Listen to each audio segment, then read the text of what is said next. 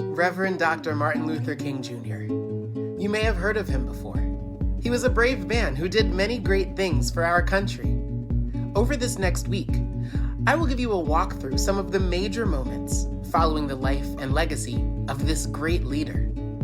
In this episode, we'll talk about how he got his name. Let's dive in. Martin Luther King Jr. was actually born as Michael King Jr. on January 15th in 1929 in Atlanta, Georgia.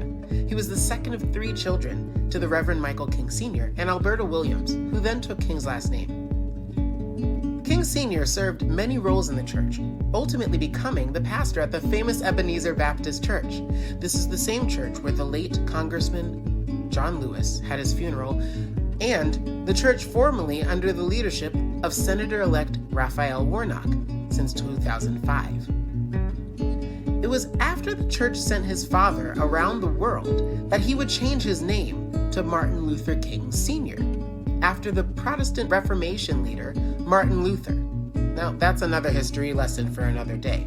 But this is what ultimately changed his father to change his name. And since his father changed his name also changed as well to Martin Luther King Jr., the name that we know today.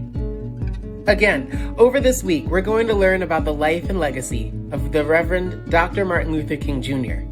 Next episode, we'll talk about his childhood and his education, which ultimately led him to be the great leader and to set his mindset about what he wanted to see change in our world.